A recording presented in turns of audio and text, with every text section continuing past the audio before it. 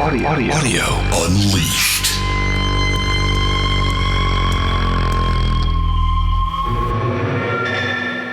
All right. Let's make a podcast, buddy. You ready to do this?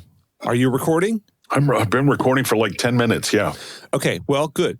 We've got lots of CTI-related jibber-jabber, which I love.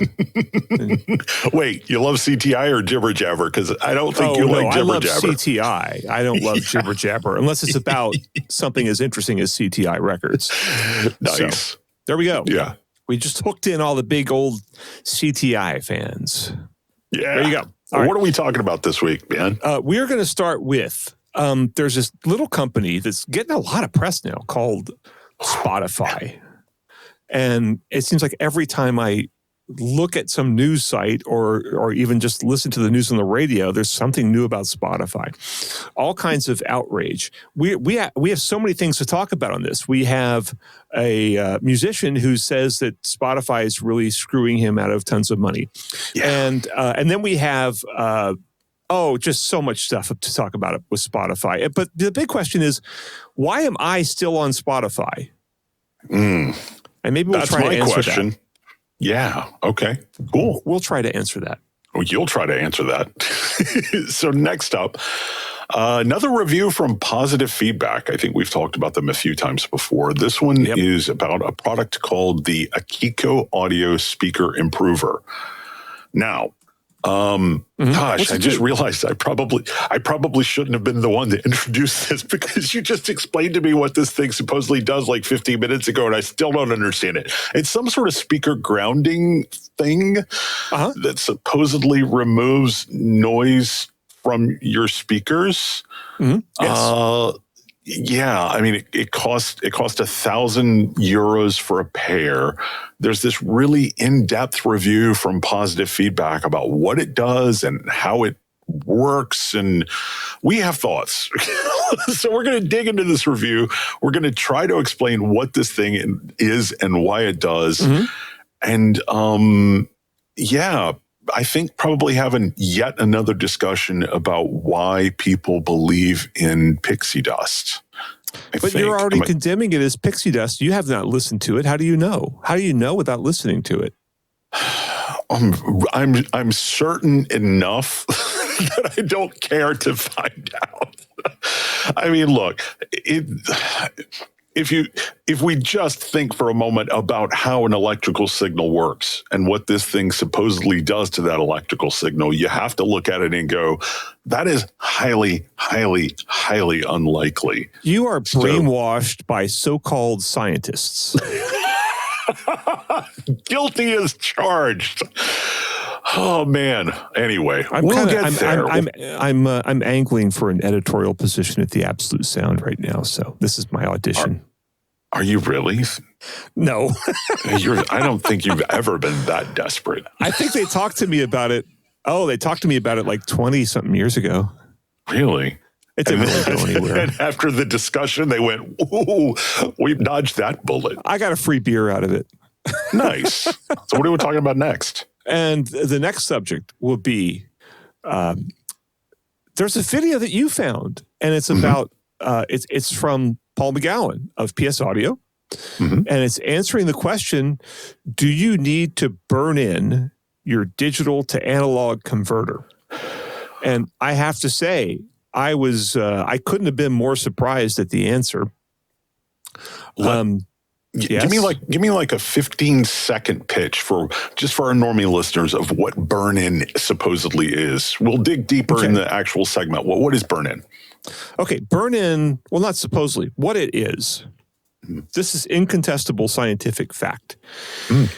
What happens with burn-in, with all audio electronics, they have to burn in. They have to, they sort of like a fine wine has to mature, and like a good bourbon has to stay in the oak cask for years and years and years, right?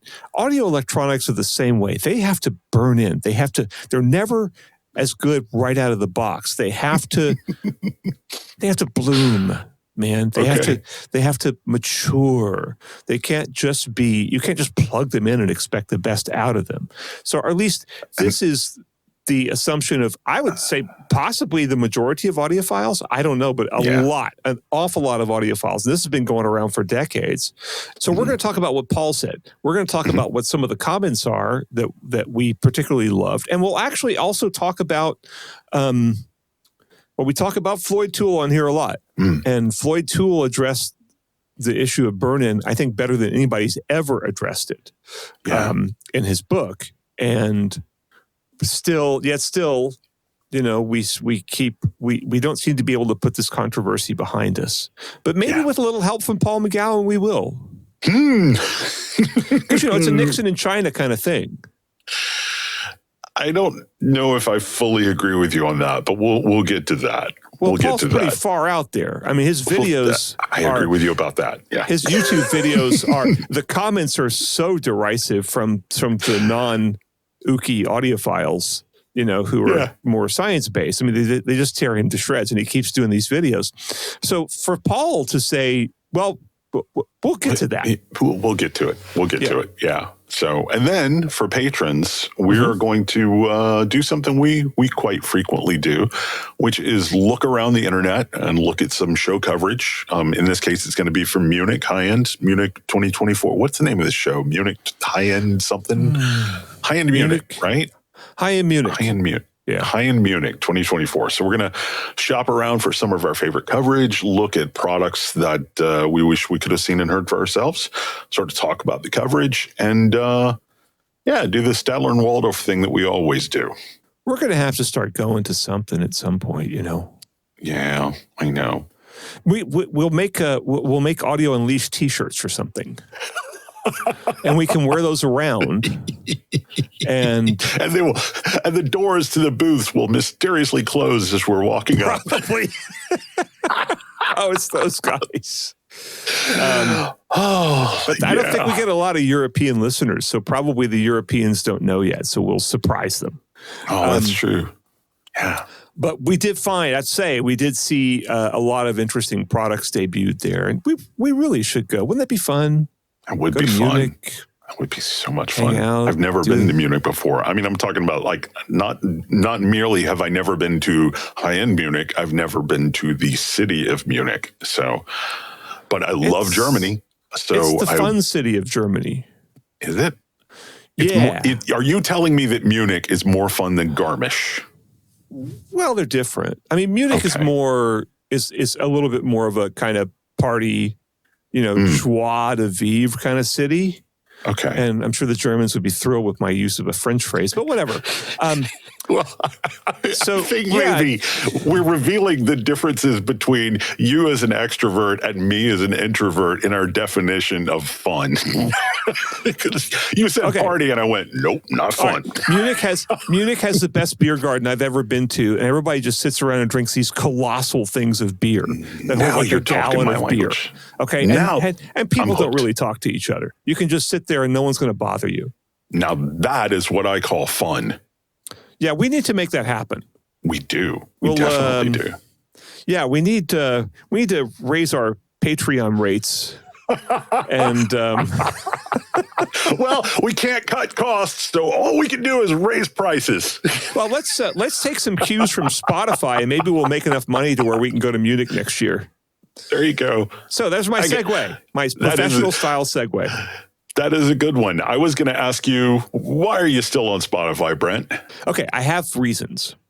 Now, one of them is, I'm a musician, and Spotify is still the overwhelming, place to see and be seen if you're a musician, right? And so like when people send you links to music, it's like they send you a Spotify link, right? When you send other people links to music, if you send a Spotify link, you kind of know that they're going to be able to access Spotify on some level, right? And I've been on it for a long time. I've been on it almost since it started in the U.S. I mean, pretty much since it started in the U.S. I subscribed almost immediately. I did an article for Jazz Times about it, like comparing all the streaming services. And at the time, Spotify had way more than anybody else. They had like 52 Freddie Hubbard albums versus about, 8 on Apple. And I was literally a day one subscriber. Oh, wow. So I like that, and I stuck with it for that reason. And no, the sound quality is not as good, but I'm most of the time I'm listening in the car. I'm listening on headphones. I'm listening to wireless speakers, et cetera, et cetera. So what's it really matter? And also for some time, I have not checked this out recently, but like they had most audiophiles gravitate towards higher quality services, but Spotify had lower quality tiers to where they streamed more reliably. Yeah. And so like if I was out on the road somewhere, I could stream Spotify at 128 or something like that, or whatever they were running. And I could actually, if I'd say, oh, I feel like listening to a Bob Seger album. That didn't happen, but if I had decided to do that, I could have, just like gone on and said, oh, Bob Seger, bam. And in seconds I'd have it, and it wouldn't be like dropping out and stuff like that. So I was worried that I was about to have to call the police, because the day that you actually do say, I'm listening to a Bob Seger album, I'm calling for a health check. Like the cops are going to be knocking down your door. Sorry. Wow, that makes me want to do it even more. But I think at the time, like the lowest tier on Qobuz, I think the lowest tier on Qobuz is like 320 kilobits per second or something. And that's not going to stream as reliably, especially if you're out in the sticks or something and you have T-Mobile like I do, which T-Mobile service, in rural areas is not great. It's improved a lot, but it certainly wasn't great at the time. So anyway, I think the question is, why am I still on Spotify? Yeah. And maybe we'll answer that. But let's talk about Spotify a little bit more. Talk about how they've been in the news and all this stuff that's going on. There's so much stuff. Where do you even want to start? Let's start with the car thing, because I think we can get that over really, really quickly. This is perhaps the biggest corporate turnaround that I've seen in a long, long time. So for people who don't know, a while back, Spotify introduced a thing called the car thing, which was basically sort of like a streaming and control screen interface for your car where you could easily access Spotify if you didn't have things like CarPlay or something like that. It was $90. It was called the car thing. They've decided, nope, we're not making it anymore. In fact, they decided a long time ago we're not making it anymore. But what they've decided now is that I think this year, at the end of the year, it's just not going to work anymore, right? It's just like they're just shutting it down completely. So if you bought the thing and you've been using it, you won't be able to use it anymore. And originally they said, well, no, of course we're not going to give you a refund. Why would we give you a refund? You got the thing you bought. Oh, it doesn't work? Well, that's not our problem. We're just shutting down the servers, right? Now they've backtracked on that and said, no, actually, we will refund that. Sorry about that. You just need to contact customer service with a valid receipt, right? I mean, why do you think they turned around so quickly on that? Because that was literally a matter of like one day that I saw all the headlines saying they're not going to refund it. Then the next day, all the headlines said, oh, okay, nope, just kidding. They really will. Do you think it was an outrage thing or what? Yeah. And I mean, look, this is maybe going to be part of our theme here a little bit. Is it like, look, these tech companies, these tech bros that run most of these companies, they don't really care about anything other than their own issues, right? Like they're notoriously insensitive to other people's concerns. And so when they come out with these ideas of like, oh, let's just do this. And, if anybody didn't like it, screw them. There's that kind of attitude that is pervasive, I think, in Silicon Valley. Like if our customers don't like it, screw them. And, that goes way back to Microsoft, technically not Silicon Valley. But, Microsoft would basically, ship betas and wait for people to complain and then fix the problems. Right. So I mean, when they launched Windows 10, they said this will be the last version of Windows ever. There's never going to be a Windows 11. We will update Windows 10 for life. We promise. And then they introduced Windows 11 and they're like, what are you going to do about it? You're going to not buy it? We're going to shut the old one down and it's going to be corrupted with viruses. You're going to buy it. It's just like...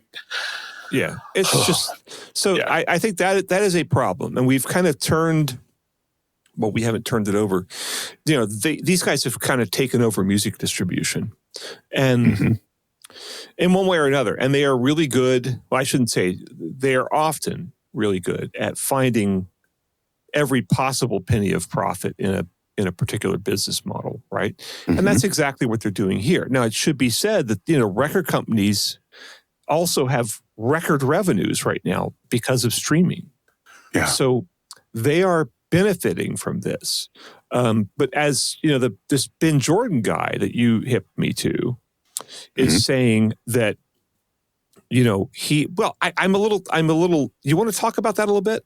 I will, yeah. Okay. Although I wanted to backtrack on one thing and say Spotify's still not making a profit, technically. I don't know if that's an on-paper thing or an actuality thing, but they're still not making a profit as far as I know. Yeah, but he could have learned something from the movie industry. Oh, yeah, that's a good point. Mysteriously never seems to make a profit. Yeah. So Ben Jordan we've talked about him here before on the podcast.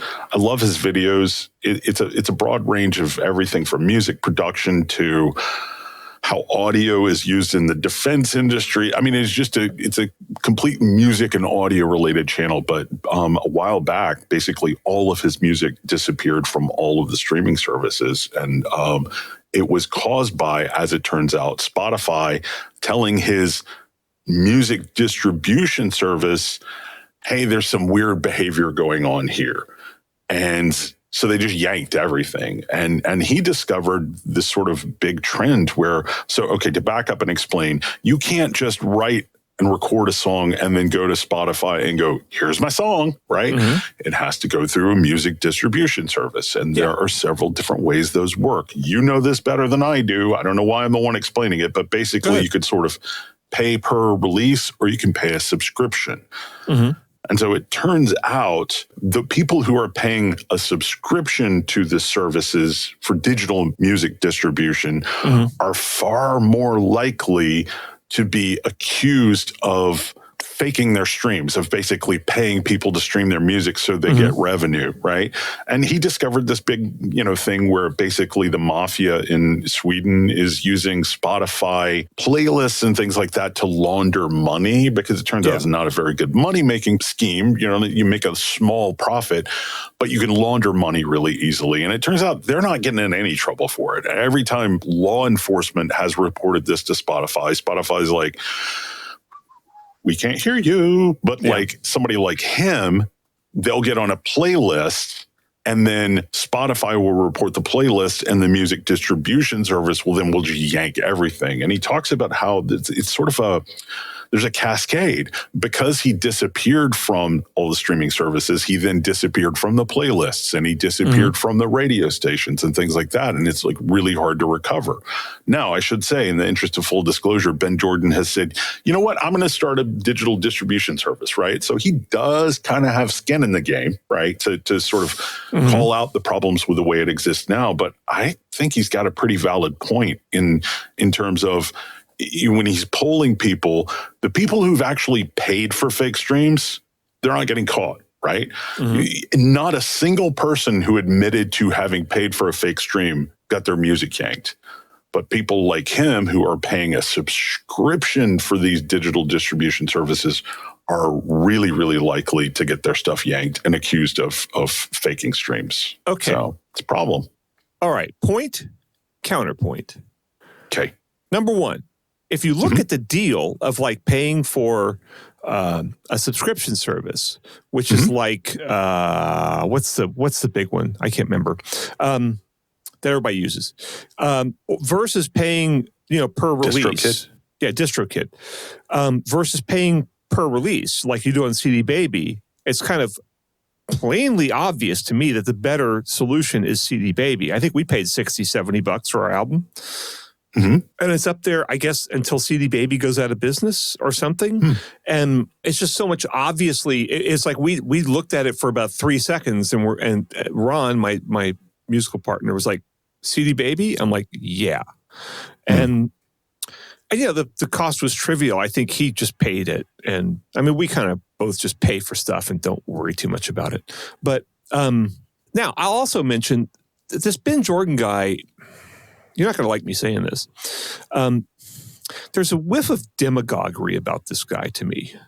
And in that he's always 100% convinced that he's right. Hmm. And in this case, I think he's wrong. Also, he's made more than $400,000 off of streaming. Mm-hmm. And cry me a river, dude. It's like he is in the top, fraction of 1% of musicians in terms of streaming revenue. There are only like 60,000 musicians or musical acts, artists that actually are, turn a profit on Spotify out of the, I don't know, millions that are on there. Mm-hmm. And he's really fortunate to be one. And, he goes and tours his stuff, and he actually makes a good living off of his music. So, that doesn't invalidate the evidence that he found. That doesn't invalidate the systemic problems, right? But I think what does invalidate it to some extent is wake up, dude. So I put a link in there to, Steve Albini died recently, the famous, record producer who did a lot of rock, punkish sort of stuff. And, he wrote a letter, back in, what was it, the early 90s, about how, if you sign with a record company, you're basically screwed. And he detailed, this is December 1993, and he detailed how the whole system is basically set up to completely screw you out of all your money. Other people will make money. You will not. Mm-hmm. And then, I remember when the first download services started, like mp3.com, Roger McGuinn of the, famously of the Byrds, had, mentioned on there that, he had stuff up on mp3.com, and it's the first time he had ever actually made any money off of his recordings. Mm-hmm. And, and like on the jazz level where I'm at, I interviewed a guy named Noah Preminger, a relatively young sax player. And he was on this Nouvelle Records thing, which you and I have discussed offline here, which is a kind of a boutique audiophile record label that specializes in jazz. And he said, he's like, I have to basically pay to do my records, and they're basically just an expensive business card for me. But he says he actually got paid. The only time he's ever actually gotten paid to do a record is the stuff he did with Nouvelle. And they didn't pay him a whole bunch of money or anything like that, but they actually made a point of paying him money and paying the people that played on the record money. And so it's like yes, there are acts out there that make a ton of money. But the vast majority of acts do not. And the vast, vast, vast majority of people, essentially pay for the privilege of playing music. And it's always been the musician's job to figure out how to survive doing it. And if you think this business owes you anything, whether it's run by cigar chomping guys from the 60s or by some tech bro in Sweden, you're always going to get screwed, okay? And there are alternatives. You can go on things like Bandcamp and post your stuff on there, right? Mm-hmm. And you can actually make money. I actually did a story about that, and I interviewed some musicians who were on it, and they were all like, this is great. I'm actually making a little bit of money.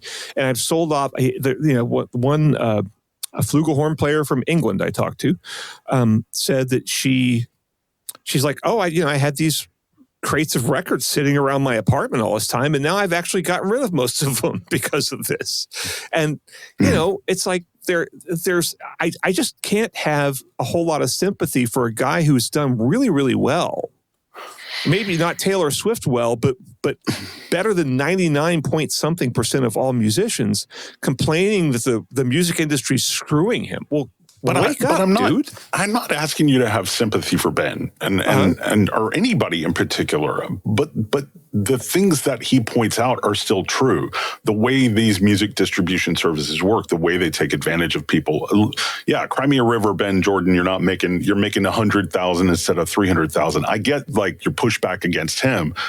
But still, he is unraveling and pointing out some really nefarious ways that these companies operate. And maybe it's not uniquely nefarious. Maybe it's always been horrible. But I think a lot of people who simply pay their, $20 a month now for Spotify? No. It's I don't. Well, for the family plan, I think. Okay, so this is the thing. As of today, they're going up. They're going from I think $10.99 to $11.99 for a personal plan. And the family plan is going to go up $1 or $2 as well. So the prices are going up again, which is most fine. of the people that pay that subscription fee and then think, I'm getting access to a world library of music. Well, the point that I'm making is don't go cry for Ben Jordan, whatever. Maybe you like him, maybe you don't. I think that's irrelevant. But I think most of the people who are paying that subscription and accessing this music don't necessarily think about, I'm going to have to be careful of how I put this, but the ethics of how it all works, right? And of course they don't. Maybe it's always been unethical, but I think it's getting more unethical. I really do. I mean, I think things have only gotten worse since Albini wrote that piece. I agree. Well, certainly neither of us is in a position to say that. But we also should mention the Ted Gioia thing where, you know, we had already talked about these sort of anonymous artists that are getting like colossal numbers of streams. And, you know, Ted Gioia, who's like, you know, like a music pundit, music critic, music writer, you know, actually kind of, you know, was interviewed on Rick Beato's YouTube channel. And, you know, he actually he had written a little bit about this and saying, hey, there's this artist and like he's pulling that no one's ever heard of. And he's like out streaming Michael Jackson and Elton John. And, you know, so he dug more into it. And it's all this like sort of ambient music and, you know, chill, whatever you want to call it. You would know the terms better than I do. Probably not. Well, no, because you're kind of, you actually turned me on to some of that stuff. But, you know, it's more like this sort of background music, right? And there's nothing to it. But apparently there's several of these artists that are like this. And they all happen to be Swedish. And so he was starting to think maybe there's some kind of scam going on here. So he went on to one of the dude we talked about. I can't remember his name. And apparently like one of his tunes had like somewhere around 4 or 5 million plays on Spotify and only 100 plays on YouTube. Yeah. So it's obvious Spotify is somehow in cahoots with these people. They're Swedish dudes who are banging out this probably AI-generated music, right? And they're using their playlist to route you to all this crap. Right. And now, granted, I am a longtime Spotify user. I have not been routed to this crap. I mean, largely I ignore what Spotify tries to route me to anyway. Because, you know, if I'm on Spotify, I have something I want to listen to. It's not just like, I want to listen to music. I wonder what music's out there. It's like, oh, I read about somebody, or I'm in the mood to listen to, what did I listen to today? Doris Day singing Que Sera Sera. I know, surprising. But anyway, so here's my bottom line, all right? The more all this stuff is happening, the more I am just starting to think Spotify has a big element of scam and lowlifeness about it. And especially since, you know, Daniel Ek, the head of it, basically came out and said, well, it doesn't cost anything to produce music. So, you know, why should these people make any money? And, well, I mean, technically, it doesn't cost. I mean, I produce music, and what does it cost me? Well, it costs me, you know, the instruments and the gear, but more important, it's my time. My time is invested. That's like saying writing's not worth anything because it doesn't cost the writer anything to type something into you know, Google Docs. And I want to sort of like amplify something you're saying because I think it might not be obvious to some people. Okay. It's not just, you know, you sit down and write a song and it eats up so many hours of your time, and it's not just that time. It's all of the time that you've spent woodshedding. It's your decades of playing experience. That's the time that is truly valuable, not just the minutes or hours that you put into this one song. It is the lifetime of experience that you've dedicated to your craft, you know? Yeah. And, you know, some of these artists, you know, some musical artists will be remembered, and, you know, Daniel Ek will not be. And, you know, Spotify, something will come along and push Spotify out, and, you know, we'll move on to the next thing, and it'll be forgotten. Just like it'll be the Apple Newton of digital media. You hopped in the Wayback Machine for that one. Yeah. Wow. And my first iPad, I actually named it Newton. Oh, cool. But, you know, and he'll have his fleet of private jets, and he'll be all happy. And in the meantime, you know, he'll just be yet another tech bro who figured out a way to hoover up all the money out of some existing industry. And, great, pat yourself on the back, low life. And so I've decided I'm getting off of Spotify and going to Qobuz. Good as deal. Of today. Now, let me pose this question to you, and then we'll wrap this up and move on. Because Qobuz is not a bunch of tech bros. Is it? They're not. Somebody asked me the other day if there was a way to do ethical streaming.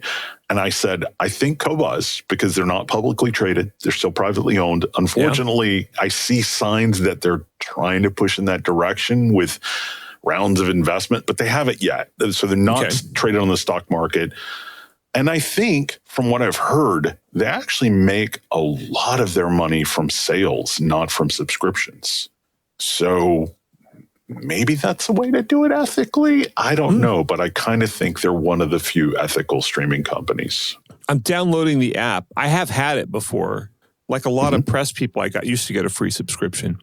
But I haven't used it for a long time because I had Spotify and I was like, how much can I pay? When I quit reviewing headphones for Soundstage, I canceled my Qobuz because I'm like, well, I don't need high res anymore. I'm just reviewing Bluetooth speakers for Wirecutter, and who cares? Yeah. But all the music you're playing through Bluetooth speakers is going to be compressed in one way or another, so it didn't matter. But in this case, I'm really sick of it, and I'm sick of all the low lifeness of Spotify, and I don't want to support it anymore. In the same way that frankly, I wouldn't buy a Tesla. No, me either. Yeah. So I just don't want to, I don't want to support the guy. So, in the same way, I wouldn't buy, a Don Henley album. It's just too much evil there for me. I think that's a good place to wrap it up. Go get a drink of water and move on to the next topic. What do you think? That would be awesome. Let's do it. All right, we'll be right back.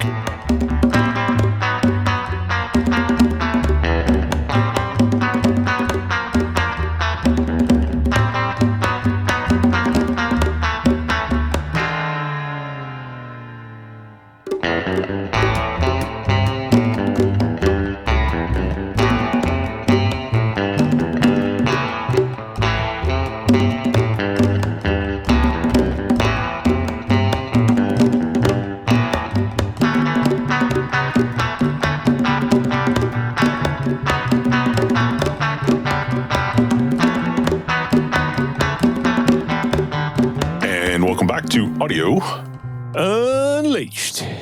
This time around, we're talking about a review from Positive Feedback, a website we've talked about before. This is going to be a review by one Mr. Malcolm G. Gomes or Gomez. How would you pronounce that? Gomez, maybe? It's got an S instead of a Z. I'd say Gomes. Gomes? Who cares? I don't know. Anyway, it's Malcolm. Yeah. So anyway, this is of the Akiko Audio Speaker Improver. Although it takes him like 5 paragraphs to get to that. Well, it's a high-end audio review. You want to ease people into it. You want to set the mood.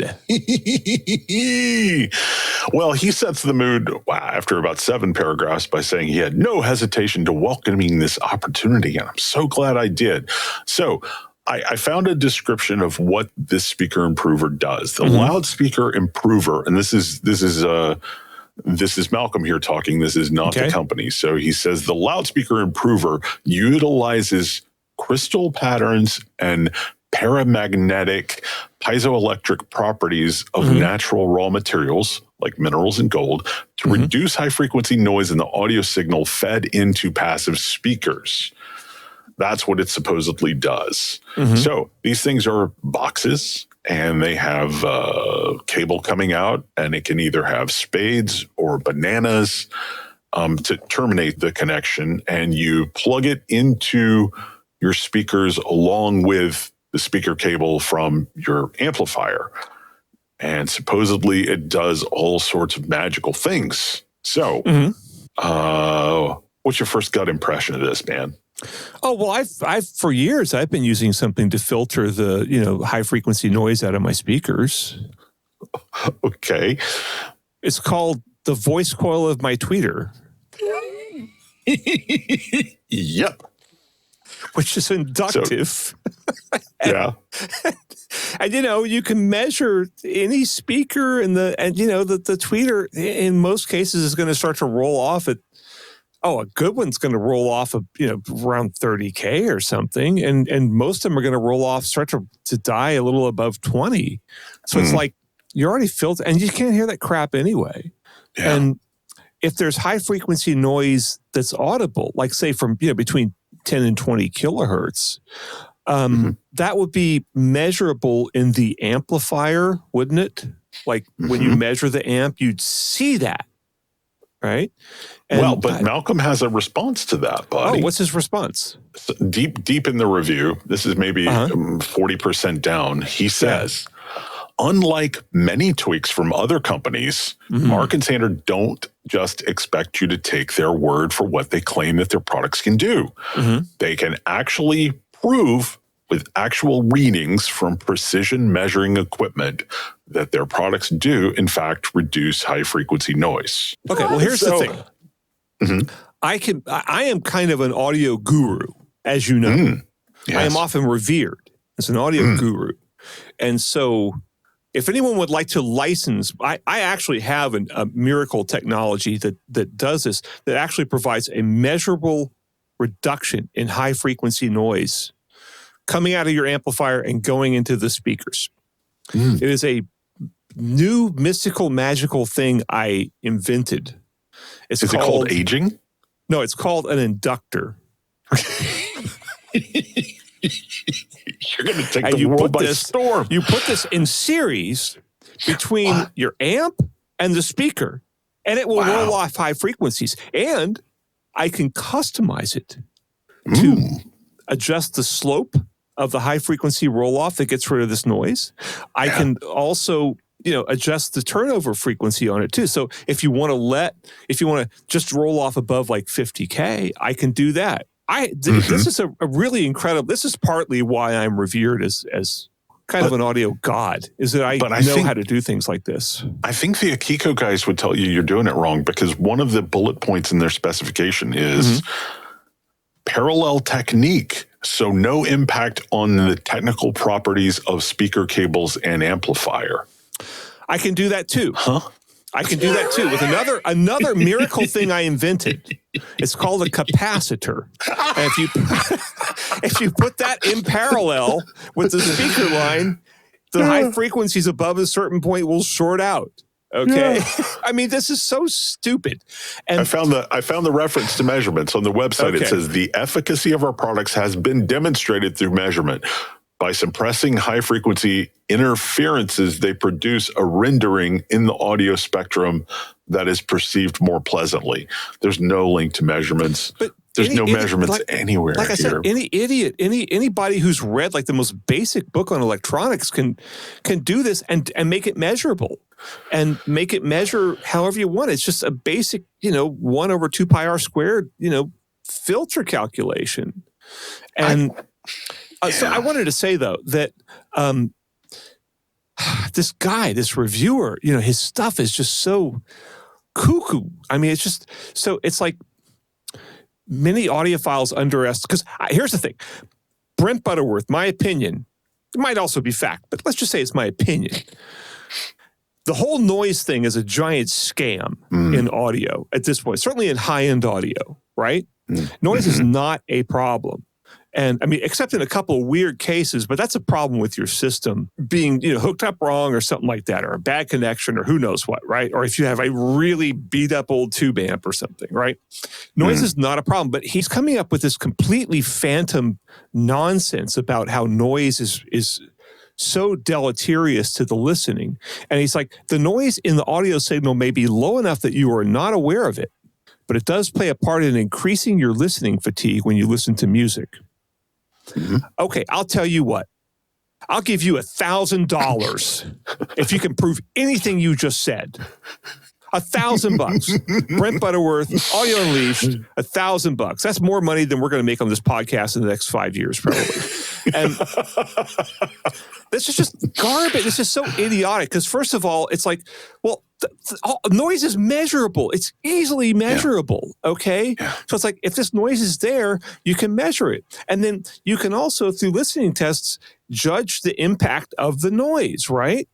Not just, now this guy's listening test is like some manufacturer says, oh, you're going to hear this. And he sits down in his underwear with a beer or whatever libation he drinks. I don't want to cast aspersions. Maybe he drinks fine, wine or something like that. Probably. A nice rosé perhaps. But this guy sits there and basically, manufacturers tell him stuff. And he's like, yep, I hear it. I hear it. Yes. And, I'm fatigued. Listening fatigue. Am I ranting? I guess I'm ranting. You are. Please keep going. This is another giant scam, is the whole listening fatigue thing, right? It's like they're always raising, listening fatigue. Well, things can be fatiguing. I mean, for me, if I take one of the really bright sounding pair of Grado headphones and crank them, it's going to get fatiguing, right? But if you have a good audio system, even a good audio system can be fatiguing if you listen to it too loud or something. But, we're listening to recorded sound all day, and we don't get fatigued. I don't get fatigued listening to my crummy little, Amazon Echo playing internet radio all day. It's just, this is another phantom minute. It's like, listening fatigue. Well, maybe get some music you like better. Yeah. Or maybe turn it down a hair if you're fatigued. And, take care of your ears a little bit. This is just a bunch of complete nonsense. And I really think that I don't know if the company's pushing this, because I really didn't read their site. I just read this review. But I'm guessing the company probably is pushing it because they're pushing a product that doesn't do anything. Well, let me say what improvements you can expect. And here are the bullet points. Okay. Clean, natural sound with beautiful stereo image. Increased dynamics due to the reduced background noise. Music is perceived as more natural. Even less than perfect recordings can pleasantly surprise.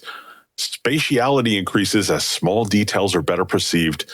Bass reproduction sounds very natural. That's the claimed benefits from the company. Okay. Well, a dog could take a dump on your stereo and you could say that it had the same result. I mean, anything can deliver. There's nothing specific about this. Is another scammy thing. It's like there's nothing specific here. Yeah. Right? It does say increased dynamics due to reduced background noise. But again, they don't provide the measurements for reduced background noise. And by the way, this is just like a box with some mystery meat in it, right? Yeah. Okay, to be fair, I assume it's not meat. That would probably be a big mistake. It's premium mineral mix enriched with gold. Yeah. Okay. Well, that's a big waste of our dwindling gold supply. Yeah. But who knows? I mean, who really knows what's in here? And by the way, if you want to ground your speakers, this ain't going to do it. You need to put them into ground, right? Yeah. You need to ground them you can ground. If you really think your speakers need grounding, which by the way, they don't. Your system's already grounded, right? Yeah. Yeah. So if you really think you have a ground issue, get an electrician out and have him look, which will cost you a couple $100, which is a lot less than these things, which are, what are they, 1,000 a pair? 1,000 a pair, yeah. 1,000 euros a pair. Yeah, 1,000 euros a pair. You get an electrician out, and he can, evaluate your home grounding and go like, your home is almost certainly well grounded because it's code, it has to be by code. Yeah. And you can ground it to your pipes, which by the way, go into the ground. Yeah. Or, most homes will have a grounding rod somewhere, right? Like a 6-foot rod, they just pound into the ground. So there's a big electrical contact with the ground. A box full of mystery minerals like crystals, which maybe they go into like some, ooky, like spiritual new age store, and they buy some of these crystals that supposedly have healing properties, and maybe they shove them all in this box and stick a wire in there. I mean, effectively, that's what they're doing. Yeah. And your speakers do not need to be grounded. You don't need to buy some stupid thing, not for $1, not for $1,000, that grounds your speakers. This is just so I'm sorry, I'm really ranting here, but this is just so stupid. And I get so mad at audio reviewers who just don't take their job seriously at all. It's like they just, whatever the manufacturer says, it's like, let's just hook up this kookaburra thing. And then, oh my God, I heard, I perceive the music as more natural, right? The thing that bothers me the most is these are the kinds of people who are always like, measurements don't matter, bro. Measurements don't matter, man. All that matters is listening, bro. You just got to listen, man. Measurements are stupid. But then as soon as they have a product like this, they're like, they can show you measurements, bro. There's like measurements, man. There's measurements, and they'll show you this is for real. And then you go to the website, and they're like, we got measurements, bro. They're real, man. There's real measurements. And you're like, okay, let's see them. No, man, they're real, man. I promise you, man, they're real. We do measurements. It's like, you're the same people that say measurements are stupid. Like, that is the most infuriating thing for me. How many times have we seen people that, these accessory manufacturers that say they have measurements and they don't? Mm-hmm. This is so commonplace. And I just think that, look, whoever this company is, who are these guys' names? Oh man, Mark and something. Mark and Sander. Mark and Sander. Look, go read some books about audio, right? Granted, a lot of them are pretty hard to read. Go read Floyd Toole's book. It's not hard to read, right? Go read a basic book. Go read Horowitz and Hill. It's a great book on electronics. It'll cost you like $100, but it's a textbook for God's sake. Yeah. And you'll actually learn how this stuff works. And then maybe you'll think up something that's like, oh, we could do this, and this would actually work. And this would, and do a blind listening test. Okay, do a blind listening test and see if your thingy actually does something. Don't sit there and plug it in and go, oh, I clearly heard an improvement, because the people that are experienced in blind listening tests will tell you, no. Oh, that's really going to hurt their bottom line, though, man. Sorry, I don't care. I know. I'm just telling you, that's why they're not going to do it. Well, that's the whole thing. What contribution can they make? Yeah. Well, I don't know. Other than hawking, reality is not garbage that doesn't work. Reality is not a big moneymaker these days, man. It's really not. Yeah. Well, we're making money. A little bit. Tiny. Yeah. I'll almost be able to make my yacht payment this month. Was it like a Revell model of a yacht? Oh, man, I think I've said enough about this one. You got anything else you want to add? No, I'm just so tired of this crap. It kind of makes me not want to go to a show like Munich, because there's just so much of this stuff floating around that doesn't do anything. Oh, wait, I take it back. It's got a 10-year factory warranty and a 30-day money-back guarantee if, on the off chance, you are not satisfied with the quality of the performance of the product. Wait. There's also a version with a 0.5 meter cable that you use because you got to connect the box that doesn't do anything to the speaker that doesn't need grounding with a cable, you have to pick between a 0.5 meter, 1 meter, and 1.5 meter cable. So you want to go with the short one. Because to minimize the something or another. And I'll tell you why you got to get the short cable. Why? So you can keep it closer to your speaker and minimize the chance that somebody's going to see the thing and ask you what it is and then mock you. There you go. Oh. Well, and also, if you use the shorter one, you really don't need to use cable lifters with it. Make up your mind. Should you get the short one or not? I'm going to go with. I think the short one's the way to go. Okay, yeah, but hey, we are open here on Audio Unleashed. We are open to conflicting opinions. So if you think the short version of the grounding cable is going to be not as good as the long version, hey, weigh in. We'd love to hear from you. Yeah. You're such a jerk. Yeah, kind of. All right, man. Let's go take a break, and we'll be right back to talk about DAC burn-in. Cool.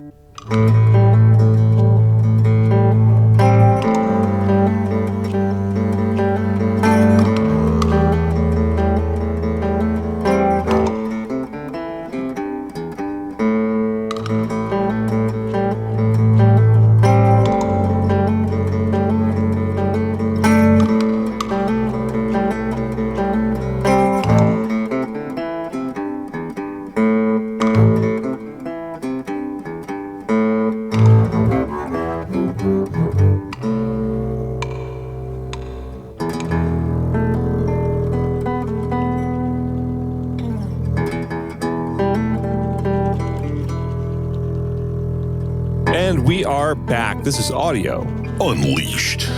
And we are here to, we have promised that we would address the issue of Paul McGowan's videos on YouTube. Paul McGowan is the founder of PS Audio. And I've known Paul for, 25 years at least. And I really like and respect Paul. And he's made some products I thought were really quite cool. Yeah. Now, and I've met him a few times, and he's just a really nice guy. Yeah. At least he has always been nice to me. And every time I've talked with him for years and years, he's been totally down to earth, so it's like shocking for me to see some of his YouTube videos because some of them are like way out there. It's like, I don't know if he would go along with that Akiko audio grounding, speaker grounding thing we just talked about, but it's like, I wouldn't be too surprised. Yeah. And he is also kind of the whipping boy for a lot of the, more objective audio people who are kind of more based on science, because a lot of the things he espouses are pretty out there. And so he did this video, and it's about, he's addressing a question from a customer about whether or not, and we should say PS Audio makes, audio electronics, right?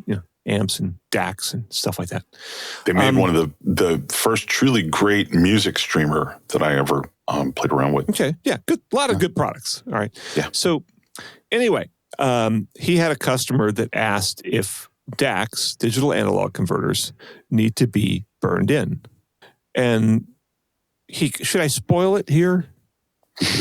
Go ahead, yeah. Okay, but like I was, the big, he actually addresses he talks about all the different issues of it. But he ends the video by basically saying, don't worry about burn-in. And he does say things can burn in. Yeah, and he talks about how I agree with that interpretation, buddy. I don't. I think you're leaving some words off. He says that at the end. he does say, stuff has to, it'll sound better after, 100 hours or whatever. I can't remember the number of hours he said. 24. 24. Okay, 24 hours. So he's being super conservative because normally people just say, 100 hours, right? Mm-hmm. Everything needs 100 hours of burn-in. That's sort of the magic number. Yeah. But he does say at the end, don't worry about burn-in. But then he keeps talking, and he undermines that. Because he's got to fill time, man, just like we do here on Audio Unleashed. Come on. But he says, don't worry about burn-in. You just give it a few days, and it'll sound terrific, right? And that kind of puts a different spin on don't worry about it. He's just like, true. Just let it play. It'll burn in eventually. You don't have to do anything. That's kind of the implication, right? At least he says, don't worry about burn-in. That's progress. In high-end audio, that is big progress.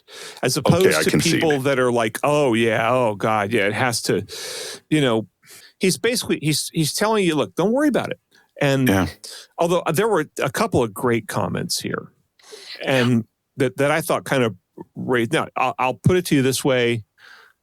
There's really no such thing as burn-in. There is with speakers a little bit because they have a mechanical element to them that has to flex.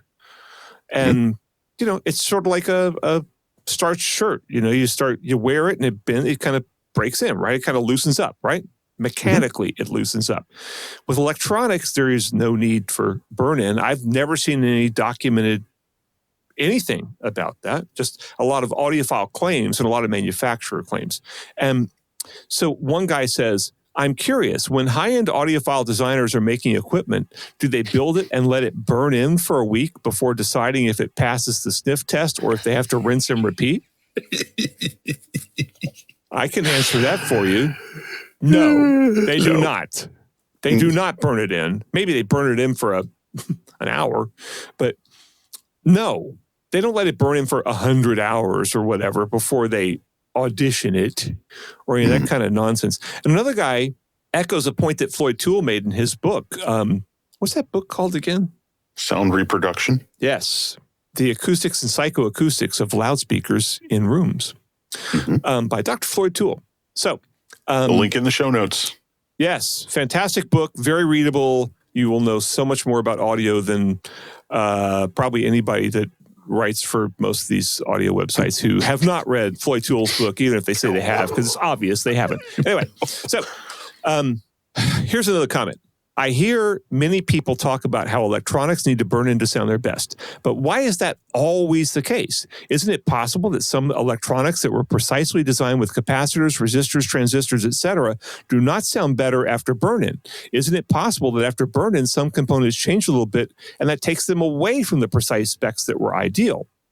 I'm just not convinced that everything sounds better after burn-in. And when does burn-in stop and things start wearing out? Yes. It's just like, it's so, the whole, okay, my philosophy on, you want to hear my philosophy? Absolutely. On this? I firmly believe that the whole burn-in thing, well, first of all, some of it comes from just wackadoodle audiophiles not understanding that they will very often hear what they think they're going to hear, right? And the fact that you think something sounds better one day than the next means nothing unless you really do a comparison with it, right? Unless you Let compare. me ask you about that. Yeah. Let me ask you about that, because a lot of times when I was still reviewing headphones, I would try to get all of my listening impressions down in the first day or so at most, because I found if I let it go much longer than that, I just kind of started not minding the wacky crap that bothered me as much. Well, there's that. And that's what Floyd Toole says, is he's like, what happens with break-in is you break in. You get used to the sound of whatever the thing is that you're listening to.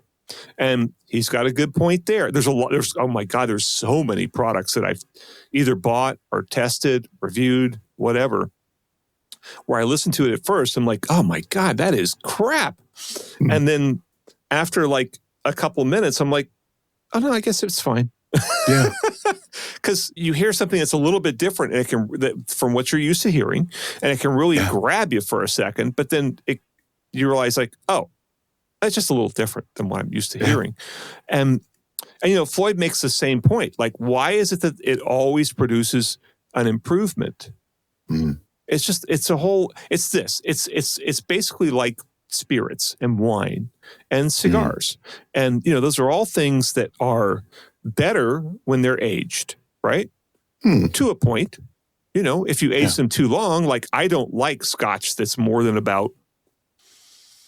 usually more than about 12 years old, because it gets too bland to me with too much aging, right? It loses its edge.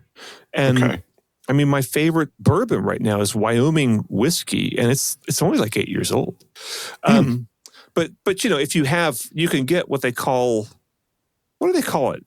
White dog or something like that, like bourbon that is only aged a couple years and it still hasn't taken on the caramel color of the cask and everything.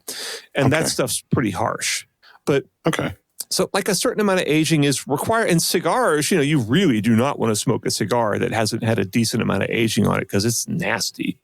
But, you know, if you give them a couple of years, one way, if you let the tobacco age for a couple of years, or you build the sticks and then you roll the sticks and then you let the sticks age for a year or something like that, then it's much better, right? So I think they're borrowing that sort of thing from from the beverage industry largely, right? That like things are better when they've aged, right?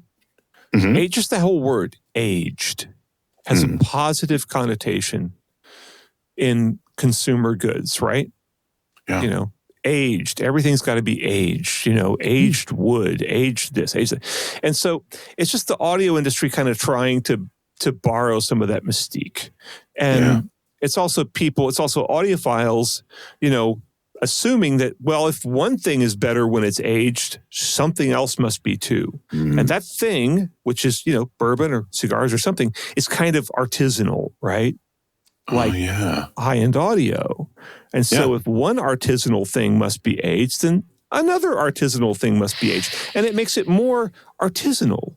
And then I'm willing to spend more money for it if it improves with age, because a piece of crap like, you know, some cheap Bose or Sony thing, those don't improve with age. But if I go buy, you know, some really expensive headphones, well, those improve with age, even though it's just a driver. There was one other thing that I wanted to touch back on in Paul's video, and it is the attempt, and this is a continuing thing with me, the attempt to turn vibes into objectivity that bothers me. So we were talking about the time required, and he says at one point, I would say 24 hours of burn-in of constant playing music, you're going to get 80% of everything you want to hear. Mm-hmm. What does that mean? It is an attempt to make ooky spooky stuff sound scientific, but it's not. What is 80% of everything I want to hear? How do we quantify that? Is it 20% less noise? Is it more, a flatter frequency response, but only 8? I don't even know what 80% of a flat frequency response would be. I can't believe I have to explain this to you. Okay. Take me to school, buddy. Take a classic recording by, let's say, Yes, right? Mm-hmm. The band. Mm-hmm. Like Heart of the Sunrise, one of my all-time favorites. Okay. There's 5 people in the band. Take out the bass, and what does Heart of the Sunrise sound like? Not good.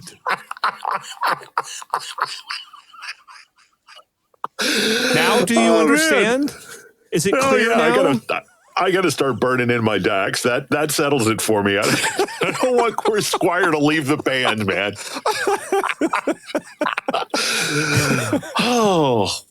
Anyway. I think that's probably a pretty good place to wrap it up for the week. What do you think? But here's a lesson for high-end audio manufacturers. I really kind of completely overlooked the kind of silly BS-y things Paul says when he says at the end, don't worry about burn-in. It's like if you say something at the end, it's like conciliatory, like, yeah, who cares, whatever. Then I'll ignore it and I'll be on your side. Going. It keeps going. Yeah, but I'm just so thrilled when somebody who's so subscribed into complete audiophile BS actually says something that I can agree with. Yeah. So, well, I think you're stretching on that one, but screw it. I'll give it to you. All right. Thanks, man. All right. So, yes. Yeah, we should say this is a Butterburger production. It is. And, I forgot to tell you, I'm working on a new percussion piece, but there's something about it that's not working, so I need to add some stuff to it tonight, but I think we'll have at least one new song, maybe. Okay, all right, excellent. I am not going to contribute anything because I am working on something for my next album with Ron Seiger, and I'm really trying hard to get it done because I have been dragging my feet because of family events and things like that. Oh, well, never mind then. We'll save the percussion for next time because this needs some Brent Butterworth magic. It's really easy. If you send me percussion stuff, it's easy for me to think of stuff to do on it. Okay, cool. Groovy. So, so it's your turn to edit this one, right? Wait, weren't you supposed to do 2 in a row? Was I supposed to do 2 in a row? Well, yeah. If that's the case, then I'm editing this one. Yeah, you're editing this. Okay. All right. And anything else? Any other credits we need to give? No, except for I could talk about this stuff forever. I could talk about people I know forever. I could just go on forever, but let's not go on forever. Okay. All right. So let's wrap it up because we got a segment to do for our patrons. We do. About the Munich, high-end Munich, the Munich high-end show. Neither of us can remember what this freaking show is called. Maybe that's a problem, or maybe it doesn't matter. So anyway, for everybody else, thank you for joining us, and we will see you in 2 weeks. Patrons, stick around. We got one more for you. Bye, everybody.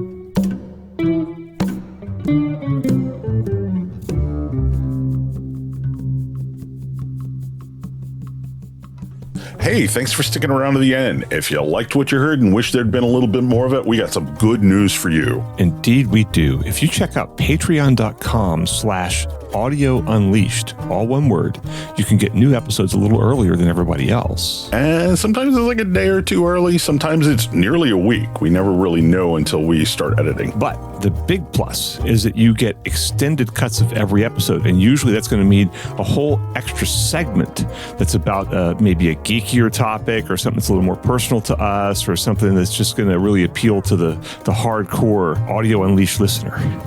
Yeah, what it boils down to is if you're somebody who would support Audio Unleashed on Patreon, we're going to make sure the bonuses to every episode are really aimed straight at your interests. Yeah, and so if you want to hear these segments, you can subscribe to our Patreon for $3 a month, which is less than I spend every single day on my cup of coffee when I go to Starbucks to write my boring articles. Yeah.